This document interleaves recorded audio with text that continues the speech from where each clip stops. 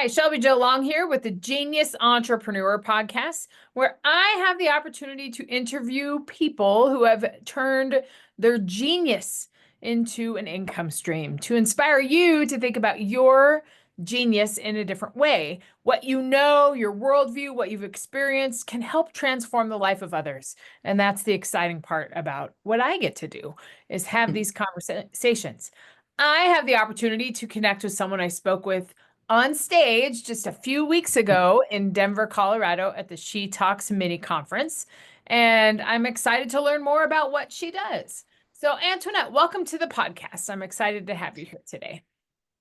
Thank you. I'm excited to be here today. Yeah, So, can you give our audience an idea about what you do and what your business is? absolutely. So, what I do, I am a holistic health practitioner. I help women, high achieving women who are stressed out, burned out, overwhelmed, to helping them to reduce their stress, manage it, to find their inner wisdom again, to find their intuition again, and to be able to live a life that they really want to live, a life where they feel like they have more control and more power. And so this is what I do, and I do this through a program that is called You Can Heal Your Three Brains. There is a huge connection between these three brains that a lot of people don't know we have. The first one I work with is the microbiome. The gut, it has a huge, neural network of its own. It communicates with the brain. It is responsible for our serotonin. It is responsible for our immune system. So it has to be absolutely balanced. I work with that. And then I work with the heart. The heart actually has its own nervous system as well, and it communicates more with the brain than the brain communicates with the heart. This is where emotional intelligence comes in. I teach emotional intelligence, which helps to reduce your stress, increase resilience. The third brain is the brain itself, where I work with mindfulness. So those are the three brains that I work with to help people. Yeah, can you give me a little bit more background on this and Yeah. because we think of one brain and how did Mhm. we discover this or how did we come up with these ideas? Can you give me a little bit more background? Yeah, absolutely. So when I retired from corporate America, I went back to school and I went to Quantum University. Quantum University teaches quantum biology and the philosophies around quantum physics. I don't dive into the mathematics of it, but I wouldn't understand him anyway. So, I know, I don't want to go there. But I absolutely love the papers that we get to study. And in quantum biology, we have five energy fields around us. And what we have actually found in their scientific proof is that these energy fields are entangled with us. And the heart is entangled with what we call the vital body. The vital body is where our chakras are at. It's where our emotions either get stored or hopefully we process them. And that's the idea there. But that's where things like homeopathy works at the vital level. There's so many acupressure and acupuncture, excuse me, works at the vital level. So there's a lot of things that we have been able to prove works at that level. The brain is actually entangled with the mind. That's where our thoughts are at. And then, of course, we have our physical body. And the very first class I took, or one of the first classes I took, was on nutrition.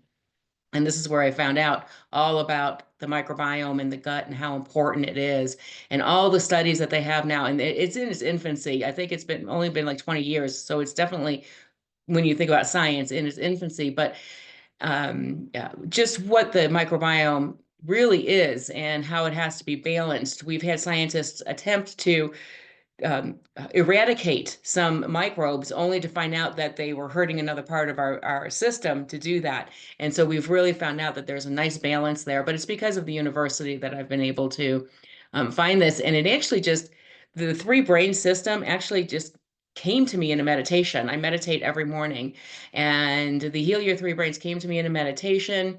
I was told to write a book, and I'm not a writer, so I've been blowing that off. And finally, the universe has been so consistent that I gave in, and now I'm writing that book. I'm calling it the Quantum Blueprint because we're all different. Our microbiomes are all different. Just like our fingerprints are different, our microbiome is that different from each other. So it is an actual blueprint that we have that we need to realign with. so this sounds like a pretty, I don't know how long you were in corporate. I don't know any of that story, but it sounds like a pretty big shift from what you were doing for, I don't know how long you were there, but it sounds like Yeah. there was some transition and inspiration to walk down this Yeah. path. Can you talk a little bit about that? Oh, absolutely. So I started off in corporate America. I mean, if I go way back, when I was a child, I wanted to be a doctor, and my father told me I wasn't smart enough. At least that's how I interpreted it. And so instead of becoming a doctor, I went and became an engineer like he is. Now, you don't have to be any less smart to be an engineer, but that's just the path I ended up taking and ended up in corporate America. When I was working at Motorola, I had my first daughter, and she was very ill. I was very much fully allopathic Western medicine, did not believe in the Eastern methods. However, an angel came to me, and she was one of my coworkers, convinced me to take my daughter to a naturopathic, and I did. And within weeks, she had her off all the pharmaceuticals, and I had a happy, healthy child. And that's when I swung the pendulum and went, "Woo, we're going to the Eastern side." It blew my mind and it lit a fire under me. Now I was stay at home. My husband was a stay at home dad, which back in the 90s wasn't something that you really did. So it was very unconventional at the time. But I was the person in corporate. I was the one making the most of the financial money. And so I did make the decision to stay in corporate America and not follow that passion and that dream and that fire that was sparked inside of me. I worked my way up the corporate ladder. I was a senior leader in the Boeing company. Everything looked beautiful on paper. However, inside I wasn't myself. I chose to, not had to. I chose to become somebody that I really wasn't. To climb that ladder. It was like every ladder rung I climbed, I was giving away a piece of myself, and I didn't quite understand. And then I just one day it's just like, oh my God, what am I doing? I never forget how I hurt somebody, and I was just bawling. I just couldn't believe I did that to somebody to climb that corporate ladder. And that's when I took a step back and said, okay, I need to find myself. Something's wrong. And I did end up starting to study a lot about. I started studying and reading books like Dr. Joe Dispenza. I don't know if you've ever heard of him. He's absolutely amazing. And just books like that. Started listening to Deepak Chopra. So I started listening to Abraham Hicks. I don't know if you ever, but just trying to figure out what's going on, what's wrong, how do I find my way back? And I started finding my way back. And then when I decided to finally retire, or quit, however you want to put it, because I did retire early and I went back to school, and that's when it really. But I had this passion the whole time. The passion never died, and I did become a Reiki master teacher while I was in corporate America. I did become a master herbalist while I was in corporate America. So I kept like feeding it a little bit the whole Mhm. time. But I still felt like there was something wrong and something missing, especially when I had hurt a friend of mine to take that last step up that ladder. And that's when I went, okay, this isn't worth it. I'm not myself anymore. So So then the transition was made. then the transition was made. I had always helped family and friends and word of mouth with Reiki and with the herbs. But what I was finding is people kept coming back to me, and I mean, I love the fact that they got off the herbs or off the pharmaceuticals and onto herbs. And I love that the Reiki was helping people, but I felt like I knew that there was something more where they could heal themselves. And I went through a whole journey of healing myself. And actually, my horse taught me a lot. My horse actually taught me what emotional intelligence is, and she taught me what mindfulness is, because horses are very mindful creatures and they know what's going on inside of you. So whenever I went to work with her, if I didn't work on my mindfulness and I didn't work on my emotional intelligence, it was quite dangerous. She's a redheaded mare, and she would, I mean, completely spook on me and run away. And so anyhow, I just figured out how to keep the spark going. And then when I left corporate America is when I went back to school and really started learning why it is people were continuing to come back to me. And truly, that's when I really started understanding emotional intelligence, mindfulness, and was really able to start applying it to myself and seeing those changes to myself. And when I came up with this Heal Your Three Brains program, when that came to me in a meditation, I started applying it to people for free. I had four people that were willing to do it for free, and I saw massive changes with them, which just sparked me even more. And I knew I needed to get this out there. That was going to be my next question is when did you decide to take all of this? Because starting a business is not easy. And No. becoming a coach and becoming a consultant, that's not an easy process. So what Yeah. inspired you to take that step to create a business and make a bigger impact? What inspired you to do that? So, um, ever since my daughter, when my daughter was, when she got cured, that did light a spark in me to be able to help other people, but I felt like I needed to support my family first. And so when I left corporate America, I was still just helping family and friends, but it wasn't like a big boom that happened. It was more of a journey that took place where I was curious. I wanted to heal myself. And so I was applying it to myself. And then I saw people that were friends of mine that were going through a lot of similar things, and I could see what was going on. I'm like, would you like to try this? This is something that is, and just seeing the spark within them, seeing the improvement within them, it really sparked me. And that nagging feeling about writing that book is there because I just feel like I need to help more people. I feel like that's what I'm here to do. And I think it's through my meditations. It's just been a journey of mine that I've been on. I wish I could say that there was one big moment that happened, but Just seems to be lots of signs from the universe that tell you it's time. yeah, It's time to do yeah, something. And yeah. you do it all at once, but you need to do it incrementally. I find that to be a common theme. I think there's some people, it's either people experience such frustration with corporate America, or I was in Mhm, academia for so long and I love teaching, but I mhm. didn't like anything else about it. And I felt like I wanted to make a bigger impact. And so there was kind of the breaking point, or it's the Yeah. I'm going to test some things out and see what happens. And then, oh, I'm much more fulfilled over here. Let's figure out how Hmm. we can do that, which takes Right. your family and all of those things. It's hard to just drop everything and start something else, but Yeah. but you've taken the step, so that's great. Yeah, Well, I did take that step. So that was scary. I'm not, yeah, it definitely was to retire because I was still, my husband owns two businesses at that point. And, I knew his businesses could support us at the bare minimum. So it was giving up a lot to make that jump. But he supported me. He knew it had been a passion of mine for a very long time, and so we decided to go ahead and do that. And because I couldn't have done it full time and go to school. I'm still going to school, and yeah, I could not have done that without his, support and yeah, I think that's another piece too that I don't talk about very much on this podcast, but I think that's another piece too is how helpful it is to have a support system, whether it's your husband or your significant other, your family, mhm, friends to be able to help support you, business partners, because that's a big yeah, part of being able to do it too, so you can make that bigger impact. Because that's what we need to do is make that impact, and we have yeah, this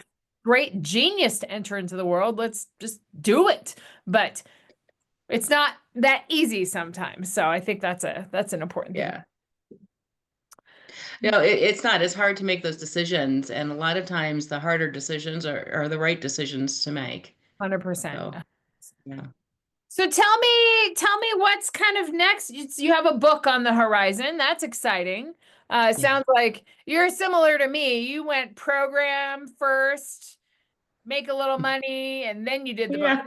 That's kind of what I did. But I find that some people do it, it's about half and half. Some people do the book first, and then they do their program and build their brand around that. But you've got the book Okay. coming, so that's exciting. What Yeah. else do you have on the horizon? Do you have any speaking events going on? What is next for your business? Yeah, I am trying to get more speaking engagements. The whole purpose, I feel like my purpose to being here is to get this information out there and to be able to help more people. And what I was finding when I was helping one-on-one, I'm helping one-on-one, which is great, but I wasn't making that impact that I felt my program could do. And so that's why I started writing the book, and it's in its final draft right now. So I'm hoping it'll be out in Q2 of this year. And it does go through all the three brains, and it goes through it explains it so that people can understand it, because if they don't understand it, they're not going to apply it. And so I want people to understand what they're doing and why they're doing it. And then I give the tips and tricks. I'll give in part one, we talk about the microbiome. In part two, we talk about the heart and the emotional intelligence. And I give techniques that people can use to start being able to manage that stress. And then in the mindfulness, the same thing in part three with the mindfulness. So it's a very comprehensive book, and I'm really hoping that this is going to get out there. And so now I've just started working on these speaking engagements, and I'm just trying to figure out how do I get out there, because there's how many hundreds and thousands of books out there, but if I'm not speaking, I don't know how else to get it out there. So that's why we were together in Denver and I've been speaking on podcasts, but now I'm trying to get on stages. And I Yeah. was on a stage in San Antonio, in Denver, and so I'm trying to get more of those so they could get it out there. I want people to learn. And that's what my keynote is all about, is giving away this information so that people can start using it. Absolutely. Uh, you know that my whole thing is in speaking too. That's a way that you can really Yeah. engage and build your brand, because there are thousands of books out there. And how are Yeah. people supposed to separate that? Yeah. Being a podcast and doing some virtual things is really important, but when you're on stage, you've got that credibility, and now you've got the book that's going to be like your business card, you know? So Yeah. it'll make a big difference when you are in front of an audience, but it's just getting out there. So yeah, I feel like you're in a little bit of the obscurity phase and of the business, which is a challenging time to be in, but you've got your It assets is. together, you've got those things together. So now it's time to get to the next level. So that's great. Yep. It is. Thinking. Yeah, Antoinette, where can our audience find information about you? Yeah, so I am on LinkedIn. It's just Antoinette Engelke is the handle or whatever you call it. And then I have a website. It is s2snaturalhealth.com. Um, oh, that I do want to talk about something real quick, because I do Yeah. equine workshops. Yeah, And talk about the equine. You talked about how that's such an important part of what you do. It doesn't sound like it's exclusive to what you do, but it's a part of oh, what you do. Yeah. it is. So when you're actually in my program itself, I mean, you're learning, you're in group sessions, you're in individual sessions, you're going through videotapes of me taping what you're learning, because I don't want to coach at the same time. I don't want to train at the same time I'm coaching. I want to be able to just coach when we're meeting. And so all of my trainings are videotaped. And so you're going through this whole program, and it is a 7-month program, the whole thing. But people can make such a huge leap, such a huge jump when they work with horses. Horses like my Lily, not all horses, but horses like my Lily, they're here to help us heal. And they have this extraordinary ability to be able to know what we're feeling inside. And how they do this is through their hearing. Their hearing, like our range of hearing is here, theirs is here. And so they can actually hear our heartbeat. They know what we're feeling based on that heartbeat. So we can look all confident, on the outside, but they know the difference. And the other thing that the horse has the ability to do is they can raise our coherence level of our heart. So when we're in coherence, that's when we're less stressed. That's when our whole body's going, oh. And so these horses are naturally at a higher coherence level than we are. Their electromagnetic field is huge around them. And when we get into their electromagnetic field and we start working with these techniques, they could start raising our vibration. And all of a sudden, you feel peace, true peace. You feel true love, true ease. And it is I mean, people just start emoting because they can't believe how amazing it feels.